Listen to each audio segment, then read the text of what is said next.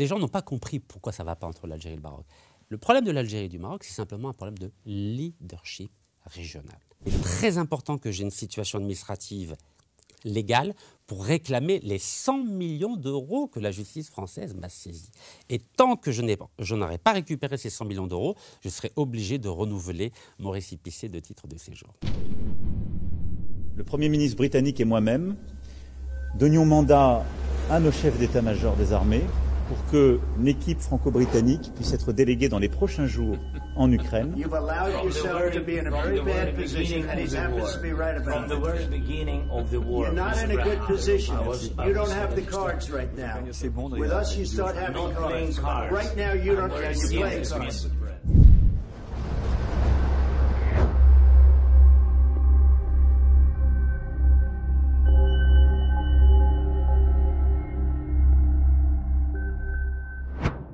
Chers amis auditeurs d'Omerta, bonjour. J'ai le plaisir aujourd'hui pour ce nouveau grand entretien de recevoir Monsieur Rachid Nekaz. Bonjour.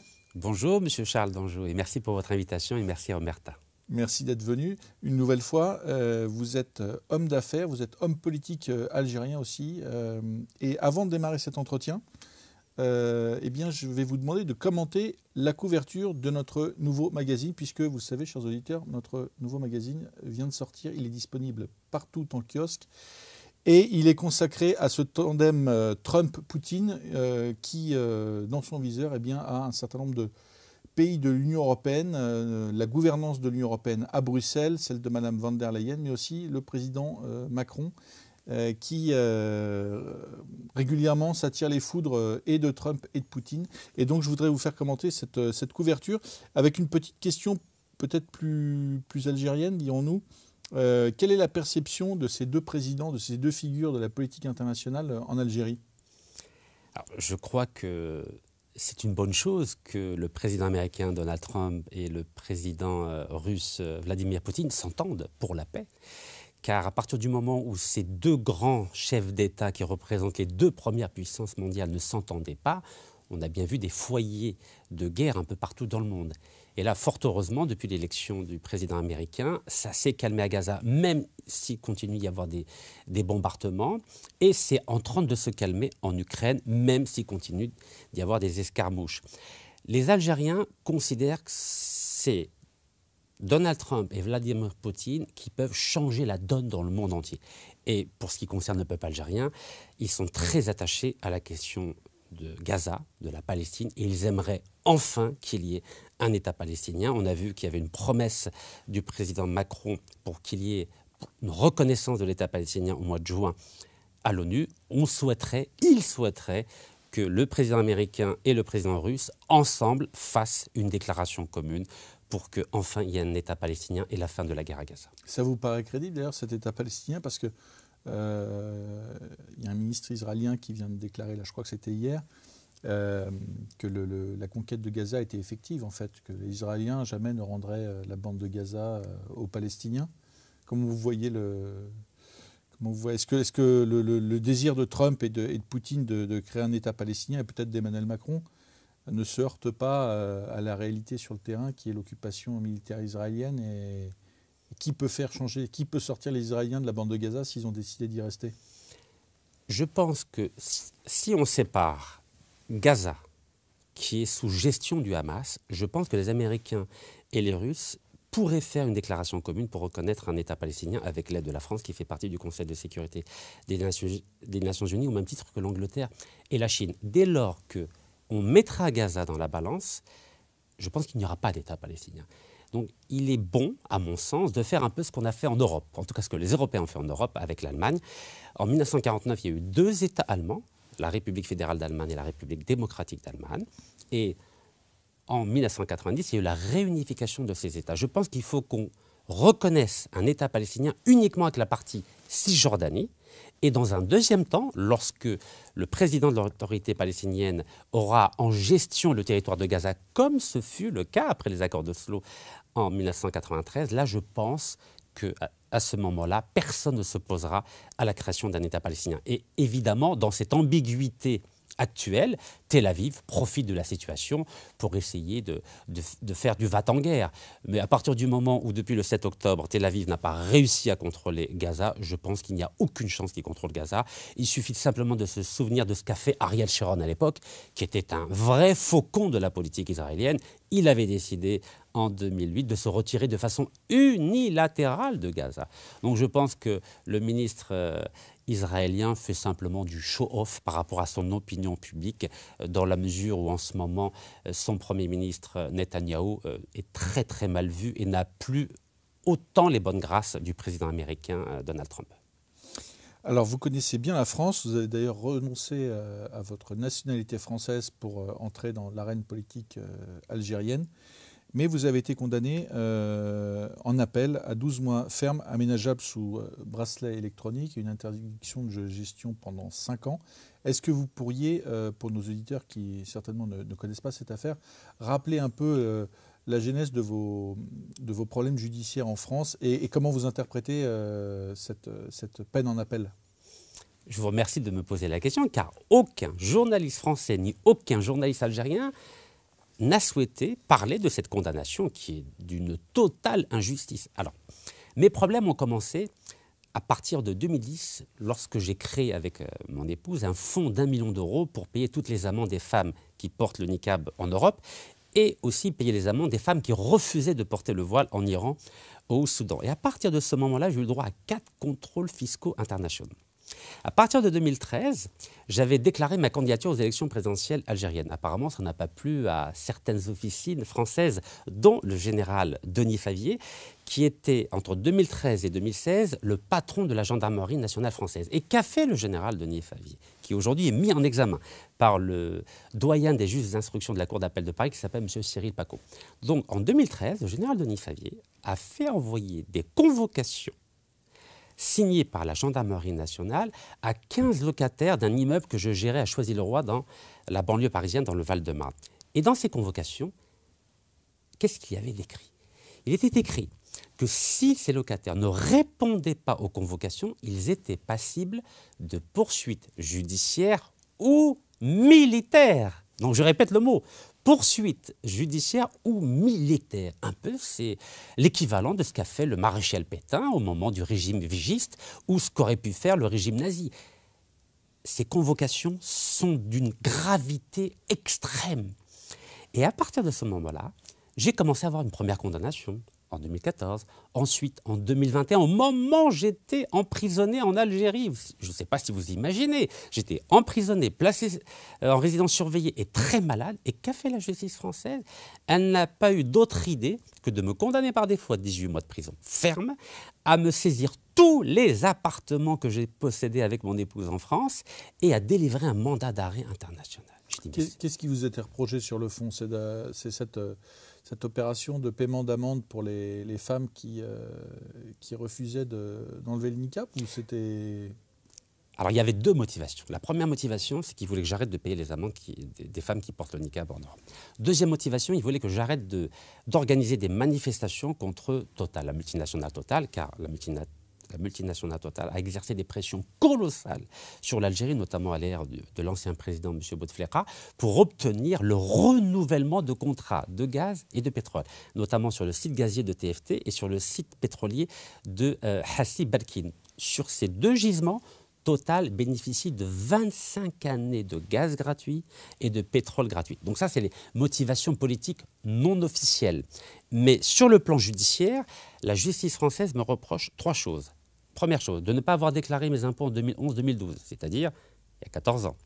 Deuxième chose, d'avoir hébergé des sans-papiers dans un certain nombre de logements que je possédais, chose que j'ai toujours assumée, car le principe qui est le mien, c'était de soutenir des personnes en situation de précarité. Et la troisième chose, on m'a inventé une histoire de logement indigne dans 2 logements sur 1000 appartements en France.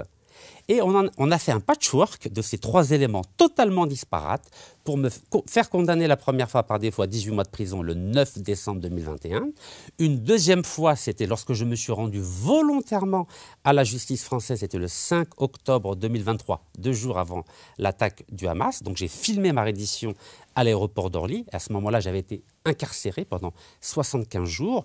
Au terme de ces 75 jours, j'avais été condamné le 21 décembre 2023, toujours à cette même peine de prison de 12 mois ferme, aménageable avec bracelet électronique. J'ai fait appel et le procès en appel a eu lieu le 21 mars 2025. Et à ce moment-là, la présidente du tribunal, donc de la Cour d'appel de Paris, m'avait dit « Le verdict aura lieu le 2 mai, mais ce n'est pas la peine de venir, vous pouvez juste envoyer votre avocat. » Je lui dis « Mais madame, bien sûr, je serai là, voyons. » Je lui dis « Mais je ne suis pas un fugitif, je ne m'appelle pas l'ancien ministre de l'Industrie algérienne, Abdeslam Bouchoueb, qui est protégé par Macron ici alors qu'elle a été condamnée à 5 peines de 20 ans de prison pour corruption, et je ne m'appelle pas Kamel Daoud, qui refuse de répondre aux convocations de la justice algérienne. » Et lorsque je suis venu le 2 mai, donc de Californie, où j'avais passé 1 mois en compagnie de ma femme et de mon fils, la juge n'avait pas préparé le verdict. Elle a mis 25 minutes avant de venir dans cette 13e chambre de la Cour d'appel de Paris et aucun document m'a été remis. Normalement, vous savez, quand on vous condamne à 12 mois de prison aménageable avec un bracelet électronique, la juge est obligée de vous donner une convocation pour vous présenter auprès du doyen des juges, auprès du juge d'application des peines. Parce que le délai légal, c'est 1 mois. Si vous dépassez 1 mois, vous pouvez ne pas accepter de recevoir un bracelet électronique. Donc, je n'ai eu aucun papier jusqu'à ce jour. Bref, tout ça pour vous dire que ce dossier-là est un dossier totalement politique. Et c'est la raison pour laquelle, aujourd'hui, le doyen des juges d'instruction de la Cour d'appel de Paris a mis en examen le général Denis Favier, qui est en même temps vice-président du groupe Total. Donc ce dossier est totalement politique, je suis très à l'aise, mais je ne vais pas faire appel, car l'opinion publique algérienne a compris que ce dossier politique avait un seul objectif, de me neutraliser. En clair, en France, on a décidé de me ruiner, et à l'époque, en Algérie, on avait décidé de me priver de liberté. Mais aujourd'hui, tout va bien. Grâce aux 3 grâces présidentielles du président algérien Abdelmajid Tebboune, je suis libre de mes mouvements en Algérie. En France, on refuse de me délivrer un titre de séjour. C'est pas grave, j'ai un petit récépissé de 3 mois, car il est très important que j'ai une situation administrative légale pour réclamer les 100 millions d'euros que la justice française m'a saisis. Et tant que je n'aurai pas récupéré ces 100 millions d'euros, je serai obligé de renouveler mon récépissé de titre de séjour. Pourquoi est-ce que vous êtes lancé dans ce combat de paiement d'amende pour les femmes qui refusaient d'enlever le niqab? Quelle était la motivation pour rentrer dans un combat contre l'État français, quasiment, on peut dire ça comme ça? Alors, à l'époque, en 2010, lorsqu'il y a eu le débat sur l'interdiction du voile intégral dans l'espace public, initialement, l'idée, c'était de l'interdire uniquement dans les lieux, dans les administrations, ou les centres commerciaux, ou les tribunaux. À partir de ce moment-là, j'étais d'accord. Mais lorsque Jean-François Copé, qui était le patron des députés de droite à l'Assemblée nationale, a décidé d'élargir l'interdiction à la rue, j'ai dit non. Car vous savez, dans une démocratie, la rue, c'est le patrimoine universel de la liberté. On ne peut pas empêcher des femmes de porter l'habit de leur choix. Celles qui veulent porter une mini-jupe, elles n'ont qu'à le faire, et celles qui veulent porter le voile intégral, elles n'ont qu'à le faire. Alors, pour information, mon épouse est américaine, elle ne porte ni le voile, ni le niqab, ni le burkini, donc elle est totalement moderne. Donc, mais aux États-Unis, vous savez, il y a même des publicités dans les centres commerciaux, l'équivalent de Carrefour qu'on appelle Walmart, avec des femmes en niqab. Une des professeurs d'université de mon fils à l'université Stanford de Californie portait le niqab. Donc aux États-Unis, la liberté religieuse est inscrite dans le marbre de la Constitution. Mais en France, les partis de droite notamment ont fait de la question religieuse une question, j'aimerais dire, d'inquisition. Il y a une volonté de supprimer toute visibilité de l'expression religieuse dans l'espace public. C'est ça qui me gêne. Surtout qu'en 2010, Nicolas Sarkozy se préparait un deuxième mandat et il avait utilisé la question du voile qui ne concernait que 500 femmes pour essayer de grappiller 2 ou 3 points. Du voile intégral. Oui, tout à fait. Pardon, du voile intégral, donc le niqab. Et donc son objectif, c'était d'essayer de gagner 2 à 3 points afin de s'assurer d'un deuxième mandat pour les élections qui étaient prévues pour avril-mai 2012. Donc c'est simplement pour des raisons de principe. D'ailleurs, j'ai publié un livre qui s'appelle « Le Voltaire du niqab ». Voltaire, en son époque, au XVIIIe siècle, avait défendu l'honneur du protestant Jean Calas, alors que lui-même n'était pas protestant, il était déiste. Donc mon attitude a été la même que celle de Voltaire, c'est-à-dire que même si je ne suis pas d'accord avec les femmes qui portent le niqab dans l'espace public, je me battrai pour qu'elles aient la liberté de le porter ou de ne pas le porter. Et c'est ce que j'ai fait le 8 mars 2018 à Téhéran, où j'ai fait libérer 29 femmes iraniennes qui avaient été emprisonnées parce qu'elles avaient décidé de jeter leur voile dans l'espace public. Et les Iraniens avaient respecté mon combat en Europe, et c'est parce qu'ils me respectaient qu'ils ont accepté de faire libérer ces 29 femmes. En quelque sorte, vous êtes partisan du premier amendement de la Constitution américaine, c'est-à-dire une liberté totale, une liberté d'expression totale. Je suis partisan de la liberté d'expression totale dans le cadre du respect d'autrui et de la loi, dès lors qu'elle n'empiète pas sur la liberté individuelle. Mais alors pourquoi le refuser dans les administrations? Vous venez de dire que dans les administrations, l'université, ça vous paraissait logique de l'interdire? Pour des raisons de sécurité. Donc ça, je peux comprendre cet argument-là, tout à fait. Mais vous pensez qu'une femme qui porte le voile intégral, en arrivant dans une université ou dans une administration, est prête à le retirer, à soumettre à cette obligation? C'est ce qu'elles font aujourd'hui. Il n'y a aucun problème. Vous savez, encore une fois, l'idée, c'est de ne pas faire peur à la majorité du peuple français. Autant dans la rue, tout le monde peut s'habiller comme il veut. D'ailleurs, pendant le Covid, vous avez remarqué que l'État français a obligé tous les Français à porter le masque. Et le masque ou le voile intégral, c'est exactement la même chose. On ne voit pas le visage de l'autre. Et c'est assez intéressant de voir que 10 ans après l'interdiction du voile intégral en France, l'État français qui avait interdit le voile intégral était obligé d'obliger les Français à porter ce masque. C'est ce qu'on appelle l'ironie de l'histoire. Vous savez, je ne suis pas un absolutiste. J'aime les compromis. Vous savez, j'ai une culture historique et philosophique. J'aime les choses raisonnables. J'aime pas quand on utilise un argument fallacieux simplement pour grappiller 2 ou 3 points lors d'une élection présidentielle. Qu'est-ce qu'elles sont devenues, ces femmes, d'ailleurs, que vous avez défendues, pour lesquelles vous avez payé des amendes?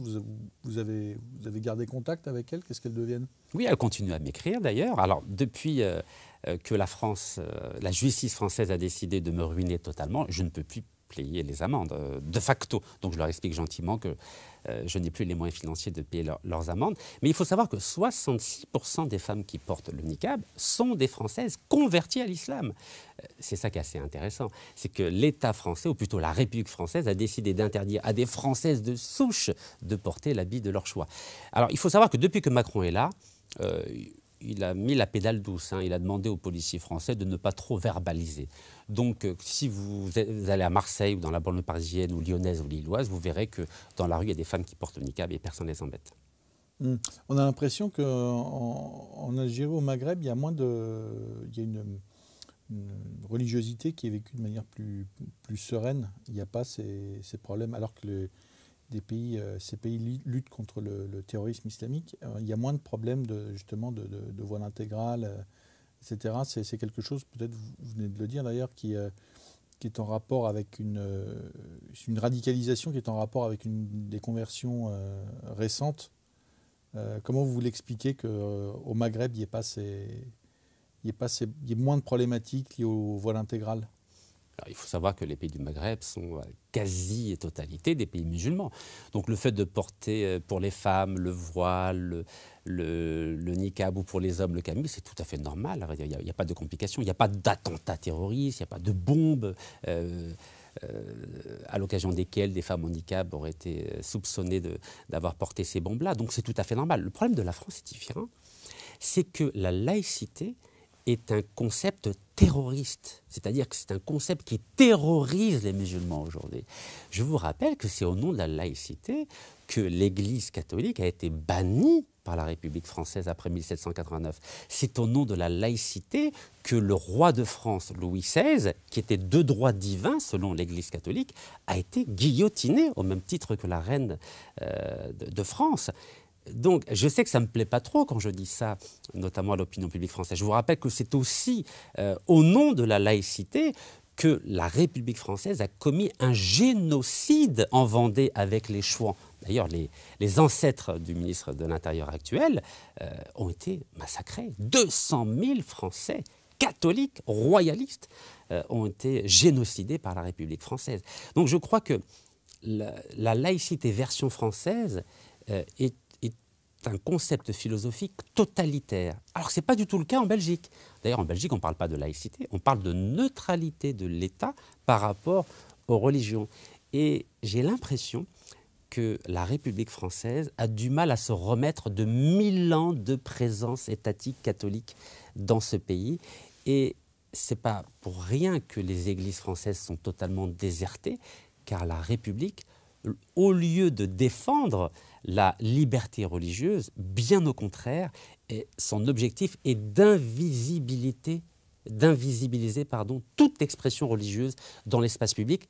Ça risque d'être très dangereux à l'avenir, car la religion, qu'on aime ou qu'on n'aime pas, est quand même un véhicule de valeurs, de solidarité, de fraternité, d'amitié entre les citoyens, entre des êtres humains de religions différentes. Et à mon sens, ce concept de laïcité devrait être à l'avenir moins totalitaire et beaucoup plus philosophique, concept philosophique tel qu'il a été développé par le philosophe anglais John Locke ou par le philosophe français Voltaire ou suisse Rousseau.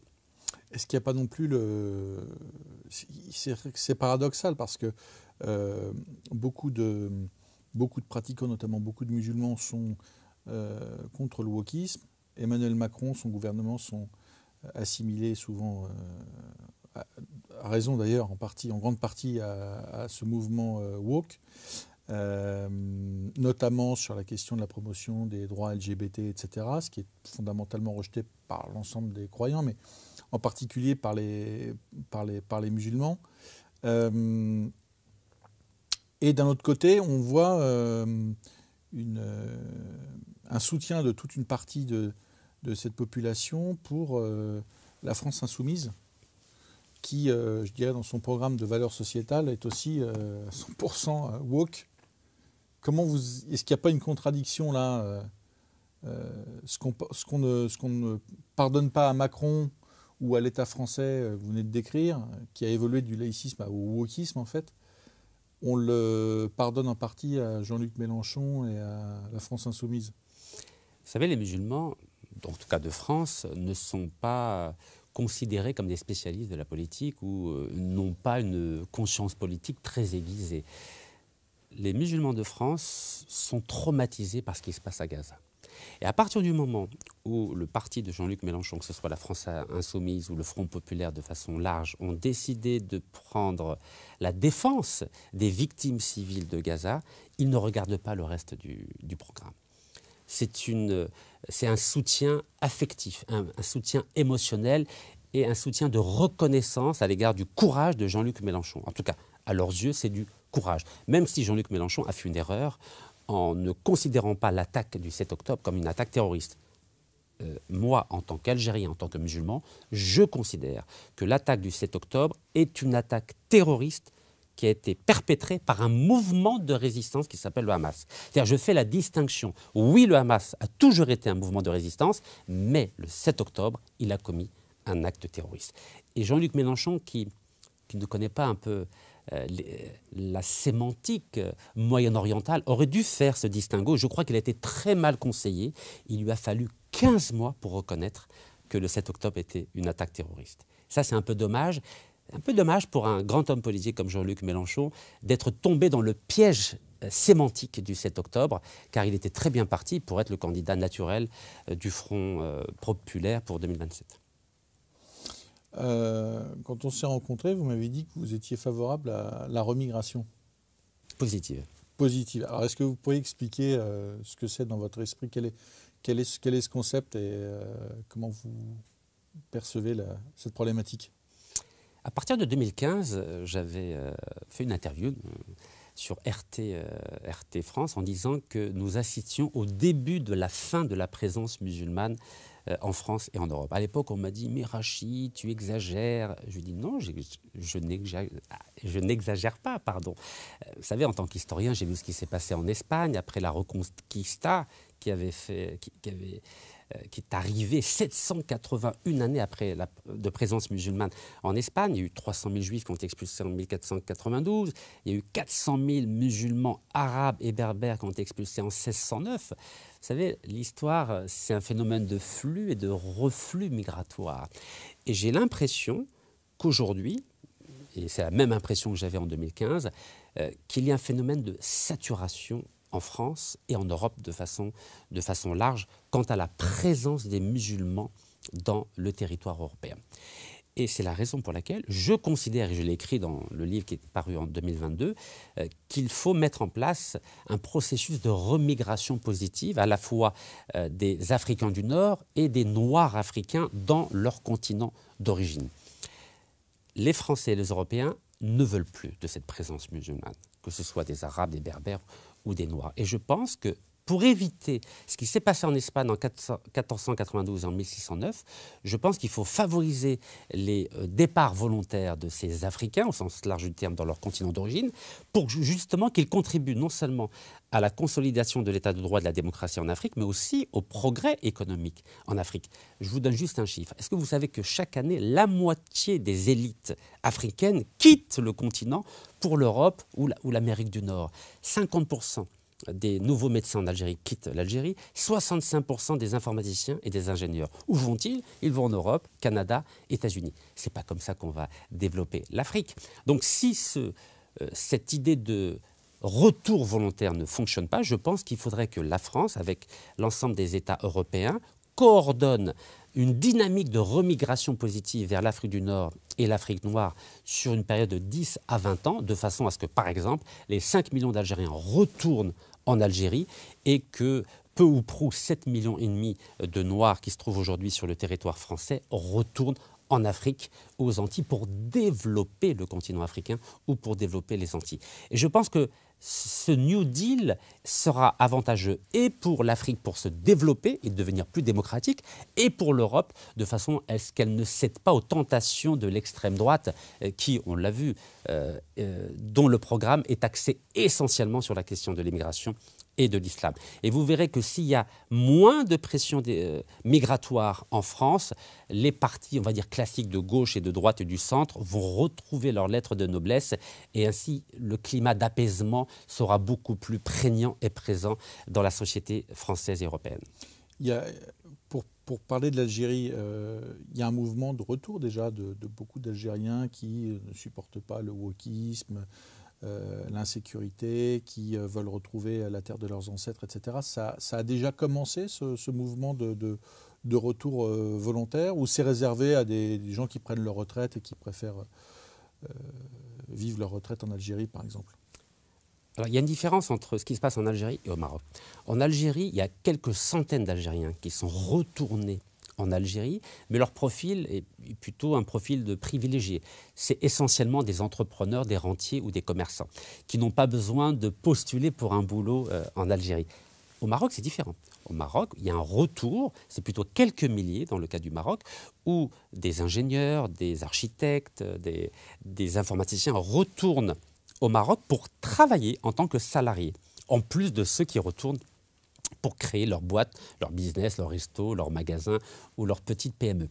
Mais en Algérie, il n'y a pas de travail, à vrai dire, parce qu'il n'y a pas de tissu économique suffisamment développé pour justement intégrer ces nouveaux Algériens qui viennent de l'étranger, sachant que le chômage en Algérie connaît des taux très importants, plus de 2 millions de chômeurs en Algérie. Il n'y a pas de tissu économique, il n'y a pas de tissu industriel, même si le président algérien Abdelmadjid Tebboune essaie de développer l'économie algérienne, mais c'est très difficile de passer d'une économie de rente qui repose essentiellement sur le gaz et le pétrole vers une économie productive. Les conditions ne sont pas réunies aujourd'hui, ni sur le plan administratif, ni sur le plan légal, égal, ni sur le plan, j'aimerais dire, de l'attraction des investisseurs étrangers. Vous avez vu les complications qu'il y a entre l'Algérie et la France à cause d'une brouille diplomatique causée par la reconnaissance par le président Macron de la marocanité du Sahara occidental.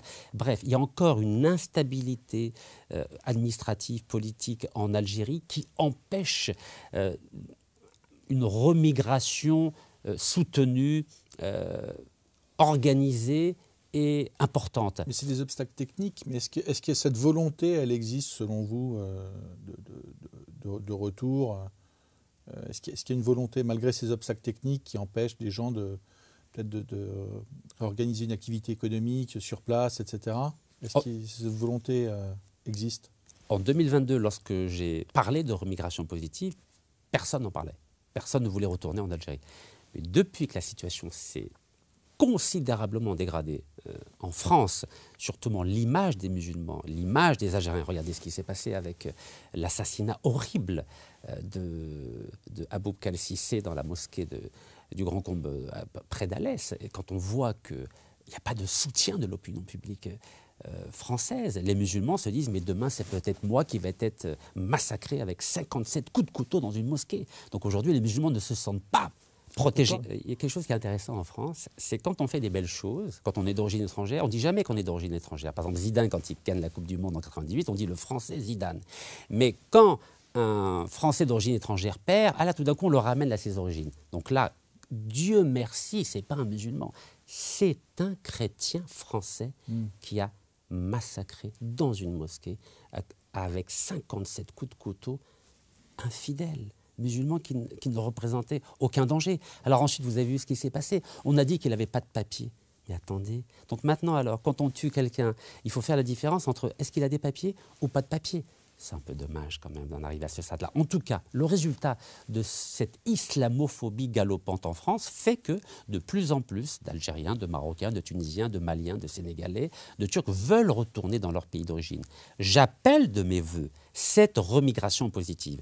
Pour qu'elle soit efficace, il faut d'abord commencer par les cadres. Les cadres, c'est qui? C'est les médecins, c'est les ingénieurs, les informaticiens, les architectes, les avocats, les professeurs d'université. Car il faut d'abord préparer le terrain, la superstructure, comme on dit, pour accueillir dans un deuxième temps la classe moyenne, c'est-à-dire les salariés, les petits fonctionnaires. Et dans un troisième temps, on pourra s'occuper de ceux qui enrichissent les prisons françaises, à Fresnes, où j'ai passé 2 mois et demi, à Fleury-Mérogis, au Baumette. Je pense qu'il faut faire ça sur 10 à 20 ans, de façon évolutive, de façon organisée, pour ne pas justement qu'il y ait des déceptions à l'arrivée. Mais pour cela, il faut avoir des moyens financiers. Que ce soit l'Algérie, le Maroc, la Tunisie, le Mali, le Sénégal ou la Côte d'Ivoire ont besoin de moyens financiers pour accueillir ces millions de Français ou de membres de la diaspora africaine en France et en Europe. Et pour avoir de l'argent, qu'est-ce qu'il faut faire? Il faut renégocier les contrats de gaz, de pétrole, d'uranium, de fer, de bauxite avec les multinationales étrangères et en particulier les multinationales françaises. Et c'est la raison pour laquelle je demande à la France, si elle est d'accord pour enclencher ce processus de remigration positive, qu'une multinationale comme Total accepte de baisser la part qu'elle détient dans certains gisements en Algérie ou au Gabon, ou en Côte d'Ivoire ou au Sénégal, pour justement que ces pays-là puissent avoir les moyens de mettre en place les infrastructures nécessaires à l'accueil de cette remigration positive. Les infrastructures, c'est quoi? C'est les routes, les autoroutes, le train, c'est les hôpitaux, c'est les cliniques, c'est les écoles, c'est mettre en place un début de tissu industriel, économique, c'est les loisirs, c'est la culture. Bref, on ne peut pas faire ça de façon anarchique. Ça doit se faire de façon coordonnée, intelligente et dans des relations multilatérales entre les pays africains et les pays européens. Ça suppose un partenariat, une coopération politique étroite. Prenons le cas de l'Algérie et la France, là on en est quand même très très loin. Ça n'a jamais été aussi, les relations n'ont jamais été aussi dégradées depuis la guerre d'Algérie que cette année. On en est où là, à votre avis? Il y a la reconnaissance de la marocanité du Sahara occidental qui a mis un peu le feu aux poudres, et puis ensuite il y a une escalade des deux côtés avec des expulsions de diplomates, des déclarations à l'emporte-pièce, etc. On en est où aujourd'hui de la relation franco-algérienne?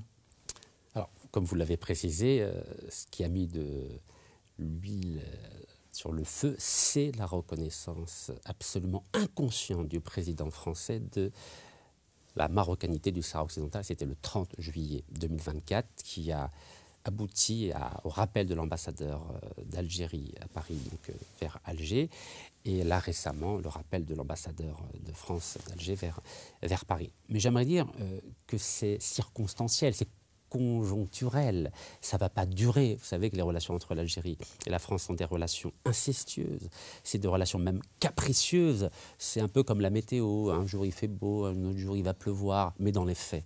Vous savez, moi je regarde les faits. Je vois qu'on s'amuse sur des places de parking à Neuilly, en ce qui concerne la résidence de l'ambassadeur d'Algérie en France, et puis l'Algérie a diminué le nombre d'hectares qui est occupé par l'ambassade de France. Mais à aucun moment, on a parlé de remettre en question les contrats de gaz ou les contrats de pétrole, qui représentent des milliards de dollars. Ce n'est pas des petits milliers d'euros dont on parle. Donc on voit bien que cette escalade-là n'est qu'une escalade diplomatique. Verbale.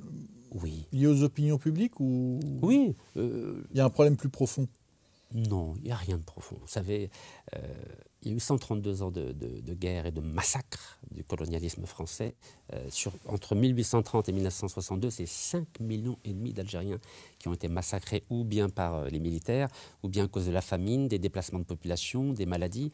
Je vous rappelle que rien que pendant la guerre d'Algérie entre 1954 et 1962, l'armée française a créé des camps de concentration en mettant 25% de la population dans ces camps de concentration. On n'en parle jamais de cela. Donc bien sûr qu'il y a un malaise profond, mais dans les relations entre les États, ça va très bien, ne vous méprenez pas.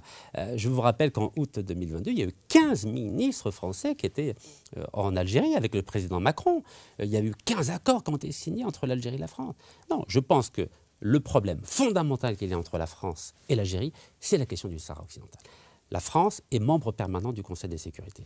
Elle a le droit de veto. Le fait que la France n'ait pas respecté la légalité internationale, en reconnaissant encore une fois de façon unilatérale la marocanité du Sahara occidental, à mon sens, et aux yeux des Algériens et de tous les spécialistes de droit constitutionnel, c'est une erreur sur le plan diplomatique.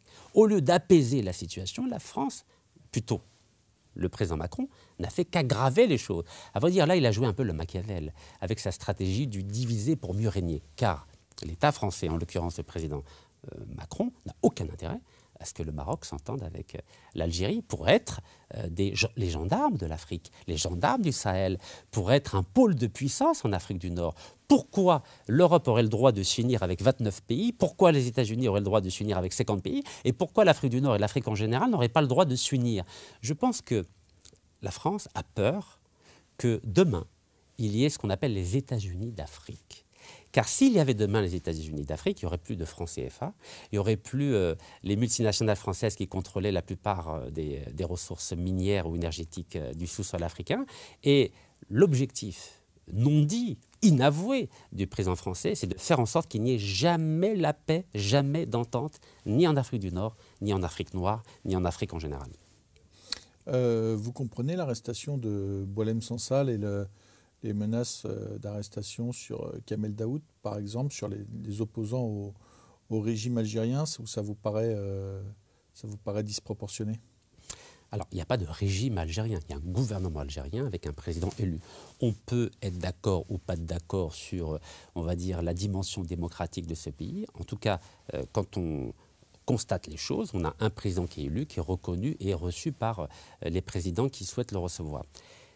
Boualem Sansal, cet auteur algéro-français, était d'abord haut fonctionnaire du gouvernement algérien au ministère de l'Industrie. C'était le directeur central de l'industrie au moment où le ministre était Abdeslam Bouchouareb, qui aujourd'hui est sous protection française, sous protection de... Condamné en Algérie? Condamné à 5 peines de 20 ans de prison pour corruption, bien mal acquis. Et déjà en 2016, j'avais organisé des manifestations devant son magnifique appartement juste en face de Notre-Dame, au 21 quai Montebello. Et à l'époque, 200 Français étaient venus assurer la protection de ce monsieur-là. Donc, cet auteur algéro-français est une personnalité publique. Il a pris le risque de dire que la moitié ouest de l'Algérie était marocaine dans un passé récent. C'est une erreur historique. J'ai été à Marrakech le 17 mars dernier et j'ai apporté la preuve historique qu'au XIIe siècle, c'était non seulement le Maroc qui était algérien, mais l'ensemble de l'Afrique du Nord qui était algérienne, au temps du calife qui s'appelle Abdelmoumen el-Koumi. Donc au jeu de l'antériorité historique, cet auteur algéro-français aurait dû rappeler que le Maroc, en plus du Sahara occidental, en plus de la Mauritanie, en plus de l'Algérie, en plus de la Tunisie, était algérienne, et en plus même de l'Andalousie. Vous savez, à un moment donné, il faut assumer. J'ai assumé mes responsabilités en Algérie. J'ai été incarcéré pendant 4 ans et placé en résidence surveillée à cause de déclarations que j'avais faites. Cet auteur algéro-français doit aussi assumer. Il sait que l'Algérie, ce n'est pas la France. La France, c'est le pays des droits d'homme, mais l'Algérie, c'est le pays des martyrs. On ne joue pas avec l'histoire de l'Algérie. Donc c'est tout à fait normal qu'il ait été arrêté, jugé, condamné. Il a fait appel. Laissons la justice française, laissons à la justice algérienne le temps de le rejuger à nouveau. Mais je pense qu'il faut laisser les choses se faire gentiment et ne pas interférer dans la justice algérienne. Regardez, je suis écrivain aussi, j'ai publié 6 livres, dont un livre entretien avec les 7 chefs d'État du G7, parmi lesquels Clinton, Chirac, Tony Blair, Schröder, etc. Mais la France m'a condamné, la France m'a mis en prison, et personne n'a bougé en France. Aucun intellectuel, aucun journaliste, aucun diplomate, aucun juge, personne. Et là, on voit le tsunami. Pourquoi vous n'avez pas bénéficié de ce soutien lors de votre incarcération ? Vous savez, moi, je défends l'Algérie. Je défends les femmes musulmanes qui sont victimes de lois anti-vestimentaires, entre guillemets, alors que cet auteur algéro-français ne défend plus l'Algérie et considère qu'il faut fermer toutes les mosquées. Les Français, vous savez, je vous ai parlé de la laïcité terroriste en France. Évidemment, elle ne va pas soutenir un homme qui était 40 ans français jusqu'en août 2013, qui défend la liberté religieuse, qui a une position voltairienne par rapport à ces questions-là. Donc c'est un peu normal, à vrai dire. Vous savez, l'État français joue au jeu du 2 poids, 2 mesures. Quand ça les arrange, ils défendent. D'ailleurs, c'est le cas de Kamel Daoud. Kamel Daoud, par exemple, a une convocation de la justice algérienne. Mais pourquoi il ne va pas répondre à cette convocation ? Il est né en Algérie. Il a été algérien toute sa vie. Il n'y a que 2-3 ans qu'il est devenu français lui aussi. De la même façon que cet auteur algéro-français est devenu français il y a quelques mois. Mais je ne vois pas pourquoi Kamel Daoud, qui a fait une interview avec le président algérien lorsque j'étais emprisonné en Algérie, je ne comprends pas pourquoi il ne répond pas à une convocation. Où est le problème ? Je me suis rendu à la justice française le 5 octobre 2023. Je me suis rendu à la justice française en étant présent à la cour d'appel le 2 mai 2025 pour entendre mon verdict à 12 mois de prison ferme. Mais je ne vois pas pourquoi Kamel Daoud ne ferait pas la même chose. Quand on est un bonhomme, vous savez, en arabe on dit dargaz, quand on est un bonhomme en Algérie, il faut affronter. Vous savez, moi j'ai affronté la justice algérienne en 2019. L'armée algérienne m'avait dit que si tu venais en Algérie, j'allais t'emprisonner. J'étais à Hong Kong à l'époque.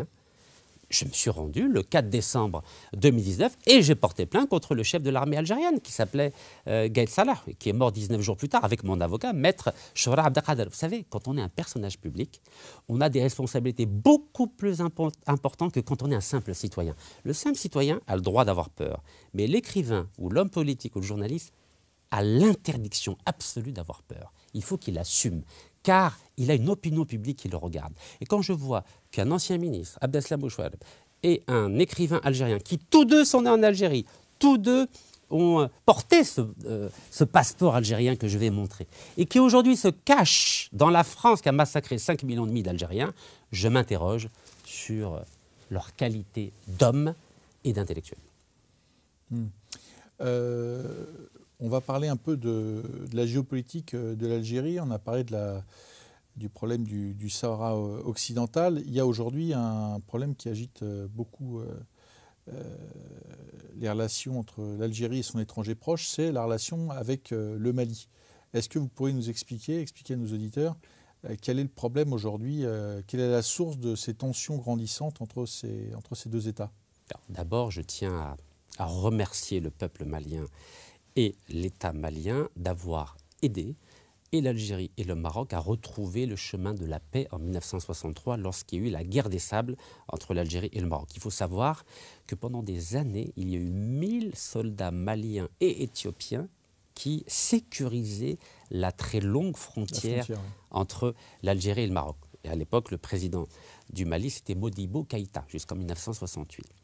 J'ai eu l'occasion de me rendre à Bamako en en septembre 2023 où j'ai rencontré un grand écrivain malien qui s'appelle Ousmane Diarra. Nous avons beaucoup échangé sur la relation entre l'Algérie et le Mali, notamment des relations de fraternité qui ne sont pas récentes, hein, qui datent de dizaines de décennies.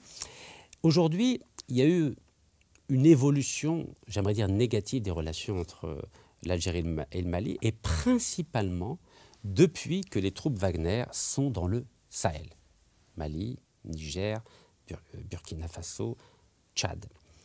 J'ai l'impression que ces troupes-là ne sont pas en cohérence avec la politique extérieure de Vladimir Poutine. Vous savez que l'Algérie a toujours eu d'excellentes relations avec l'URSS et ensuite avec la Russie. 90% de l'armement algérien vient de Moscou. Donc ces relations aussi historiques entre l'Algérie et la Russie étaient des relations positives. Et la Russie n'a jamais voulu créer des problèmes à l'Algérie, notamment par rapport à la question sahélienne. Mais depuis qu'il y a ces troupes de Wagner, qu'on appelle aujourd'hui Africa Corps, j'ai l'impression que la donne a changé et que le nouveau pouvoir au Mali, qui date de 2020 et ensuite 2021, il y a eu 2 coups d'État, j'ai l'impression qu'il est dans une logique souverainiste. C'est qu'il est en train de montrer sa force qu'il n'avait pas avant, grâce justement à ces troupes de Wagner. Et j'ai l'impression, là aussi, que malheureusement, encore une fois, je tiens à le dire, que les troupes de Wagner ont pris la place des mercenaires de Bob Denard qu'il y avait à l'époque en Afrique centrale ou aux Comores. C'était ces troupes qui organisaient ou aidaient à l'organisation de coups d'État. Vous avez bien vu que si aujourd'hui l'Algérie a des problèmes, pas uniquement avec le Mali, mais avec le Niger et avec le Burkina Faso, c'est parce qu'il y a eu des coups d'État dans ces pays-là. Il y a des régimes militaires. Bien sûr, il y a eu beaucoup de régimes militaires depuis les indépendances africaines. Mais là, ce sont des coups d'État qui ont été favorisés, aidés, soutenus militairement par les troupes Wagner. Et aujourd'hui, le Mali a décidé de rompre les accords d'Alger qui avaient été signés en 2015 entre l'État malien et les différents groupes séparatistes qu'il y a notamment dans le nord du pays. C'est une chose qui est pas positive pour l'avenir des relations entre l'Algérie et le Mali, car l'Algérie a toujours voulu apaiser les tensions, notamment dans le nord du Mali, qui est à dominance touareg, alors que le reste du Mali est à dominance noire africaine. Il y a eu des partenariats par le passé entre l'Algérie et le Mali, notamment des partenariats énergétiques. Au nord du Mali, il y a une filiale de la compagnie algérienne des hydrocarbures, donc Sonatrach, la filiale s'appelle Sipex, qui avait été mandatée pour explorer le bassin de Taoudéni, qui est un bassin qui recouvre à peu près 500 000 km² au Mali, 500 000 en Mauritanie, pour essayer d'explorer les ressources énergétiques. Malheureusement, depuis que les tensions se sont exacerbées, les choses se sont tendues. Surtout que l'armée algérienne a neutralisé un drone qui appartenait à la fois au Mali, au Niger et au Burkina Faso, la nuit du 31 mars au 1er avril 2025, donc à la frontière entre l'Algérie et le Mali. Et depuis qu'il y a eu cette neutralisation du drone malien, les choses se sont aggravées avec les ruptures diplomatiques entre les 2 pays, l'interdiction du survol des 2 pays. Bref, si on n'y prête pas attention, ça peut dégénérer dans un conflit armé. Et c'est là où je souhaiterais que le président russe Vladimir Poutine demande à ses troupes de Wagner, donc aujourd'hui Africa Corps, d'essayer d'avoir une attitude un peu plus neutre par rapport aux relations qu'il y a entre Alger et le Mali pour empêcher que ça dégénère.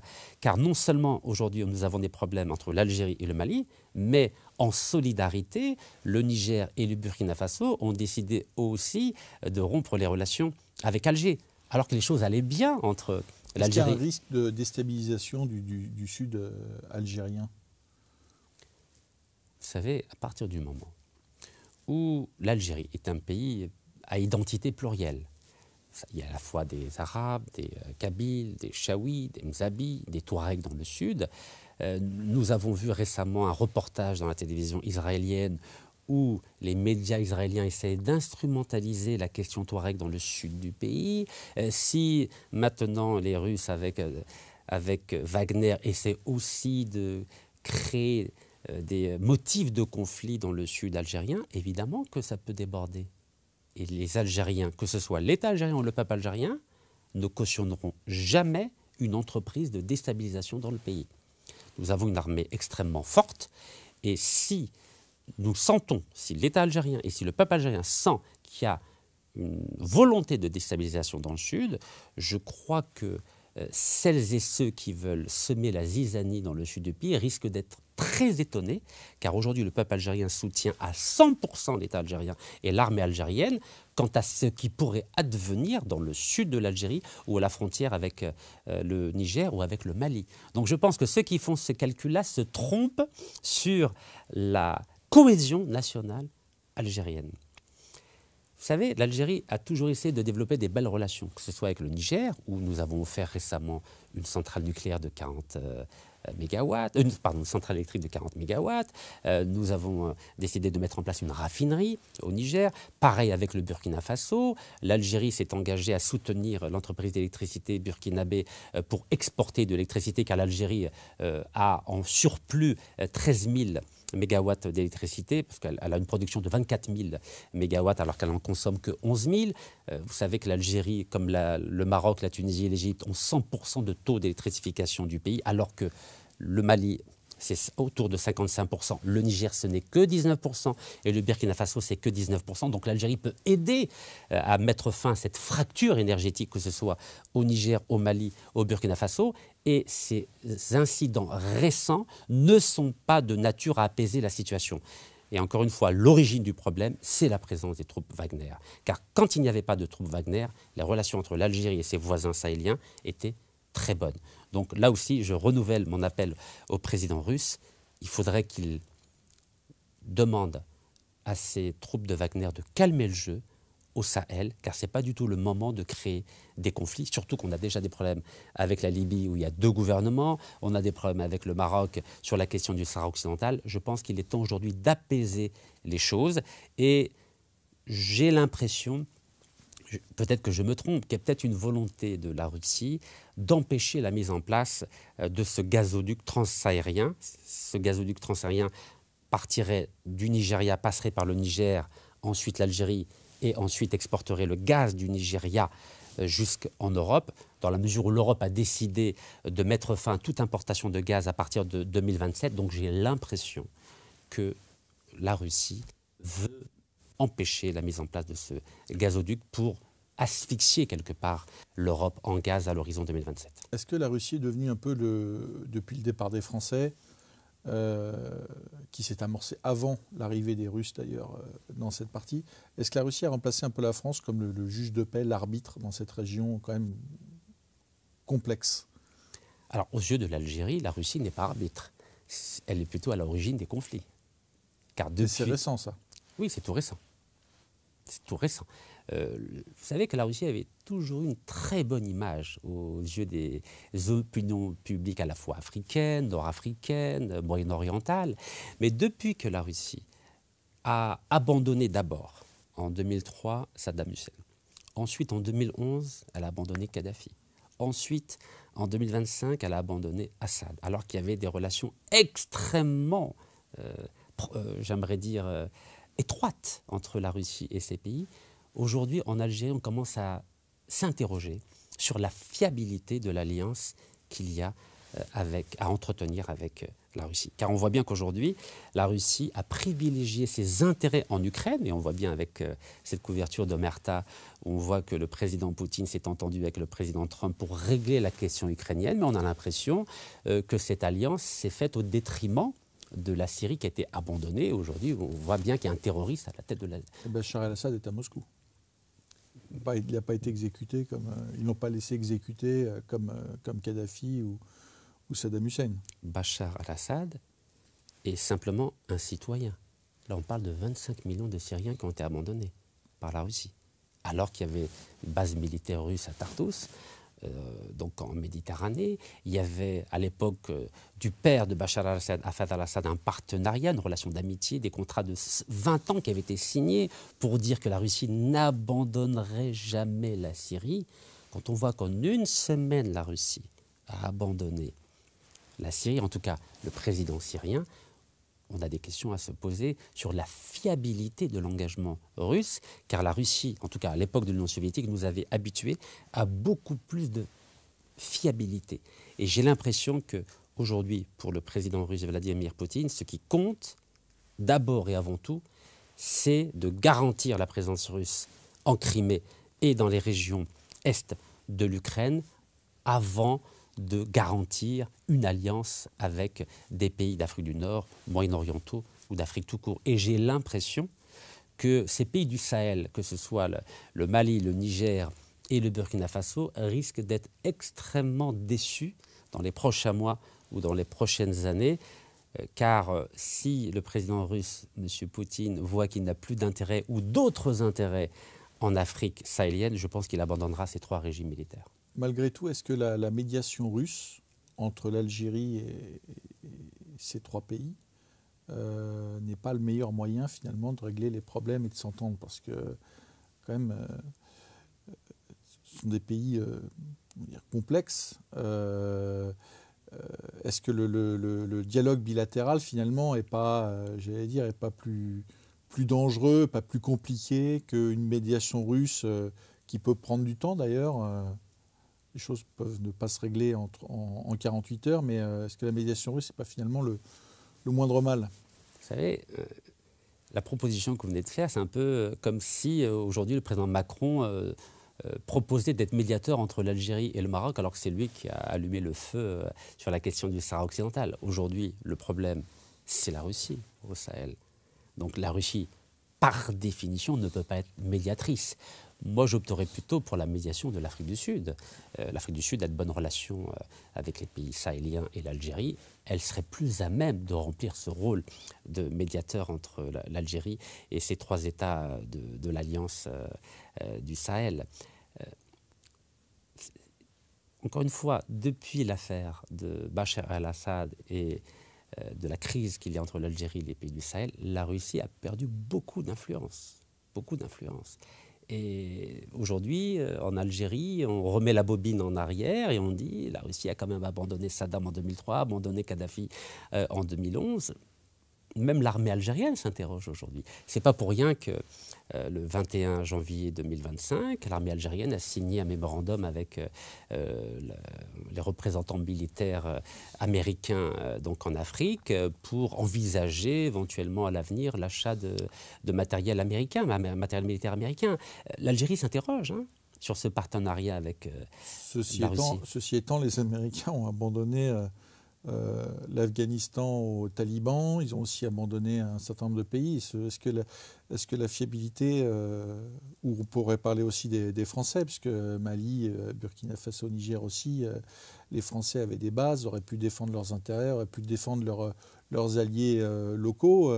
C'est quand même une constante aussi de la géopolitique moderne, c'est parfois des revirements de grandes puissances qui considèrent que leurs intérêts sont de partir, sont de nouer d'autres alliances, sont aussi de, comme là Emmanuel Macron qui vient de recevoir le nouveau leader syrien Al-Jolani, alors qu'il condamne d'autres puissances, d'autres leaders politiques qui n'ont pas été démocratiquement élus.